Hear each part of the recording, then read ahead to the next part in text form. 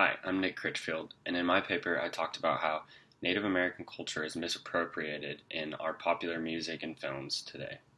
One song that I talked about in my paper was Indian Outlaw by Tim McGraw.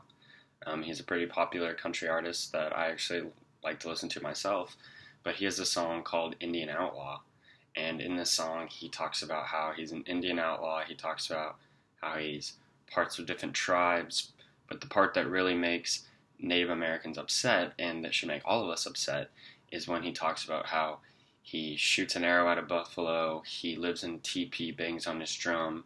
He just really talks about many stereotypes that Native Americans face, and he does it in a way that maybe he doesn't know is disrespectful, and maybe a lot of people who are non-natives don't see it as disrespectful, but through this class we can all see that things like that are racist and they are stereotypical of the Native American culture and how they're all kind of lumped into one group and everyone has one view of what a Native American looks like.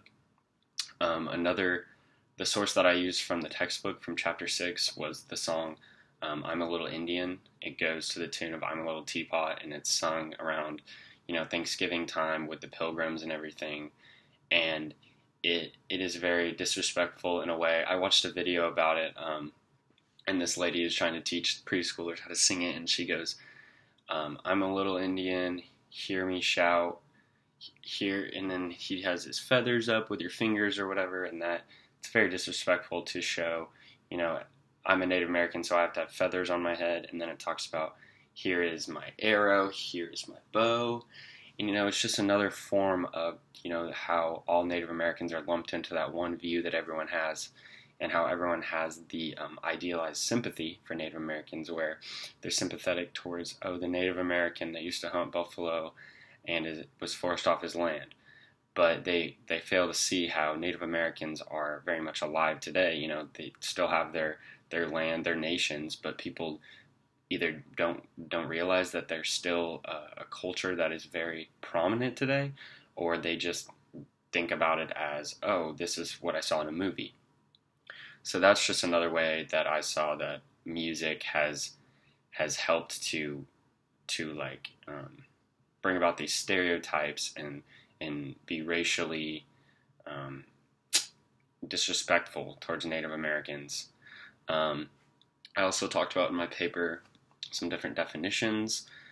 Singing red face, that is just, pretending to be Native American, singing about it, putting it on your business or something else, saying that you're a Native American, you're an indigenous person, singing about it in your song so you can use their culture to, make money.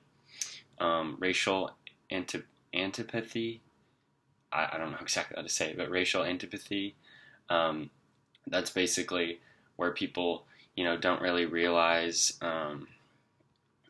what they're doing. It's just extreme racism or, extreme dislike of a race just based on maybe stereotypes or things that aren't true. Idealized sympathy, I already touched on that, but that is, where people have in their mind one view of a Native American, with the Indian teepee and the bow and arrow and the buffalo, and they're sympathetic towards that, but they're not sympathetic towards the Native Americans that live today and their struggles where their women are being abducted and raped, their land is being taken, for oil pipelines or whatever, for big companies. It was taken obviously in the past for all of the land that we have now. So that's just another way that people can be disrespectful without even really realizing it. Cultural misappropriation, that's, cultural appropriation is where you, with the right permission, you take something from a culture and you use it and you help to, in a respectful way, help bring light to that culture. Well, cultural misappropriation is, oh, I'm going to put a Native American headdress on, but I don't realize that, that's not something that just Native Americans run around and wear every day, and people don't think like, oh, am I being disrespectful, or, oh, is this something that I should be doing? No, they just don't even take the time to know about the culture that they're trying to, quote, bring light to or bring attention to. Cultural confusion is just another, these are all very similar terms. Cultural confusion is like where people are just kind of confused about a culture and their traditions and their beliefs just based on all the different information that they've had and the sources that it's come from, how a lot of them can be very misleading, like film and music. People are very confused about what Native American culture really looks like because they're not shown that, they don't see that, they just see what certain people want them to see or what sells in Hollywood. Another thing that I talked about was the blackface minstrelsy, and that was just the old plays back in, I think, the 19th century, where the white Europeans would put on blackface and they would mock African Americans. They would talk about their stereotypes and then have to mock them and laugh and all this, and it's a very racist and disrespectful thing that I guess back then wasn't seen in that way. So hopefully as time goes on, people will start to realize all the things we're doing today. They're not, a lot of them aren't as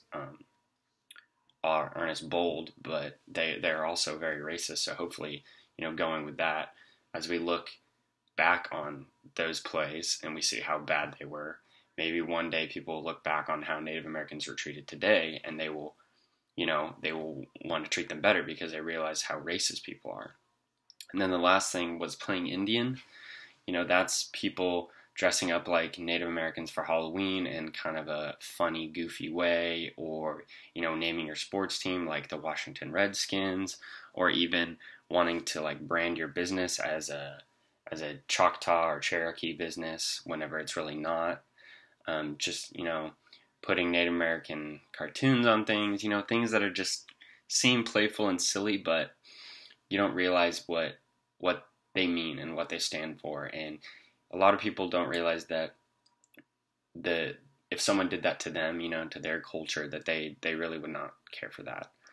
I also discussed in my paper about how hopefully, by these Native American artists bringing more light on these issues, that hopefully we can all work together to help bring equality for the Native Americans that still live on their land today and hold on to these traditions and beliefs, and they're just so strong for standing up in the face of adversity and doing what they believe in. So hopefully through all of this we can bring more attention to it and help their cause. And I think that's all I have to talk about. Thank you.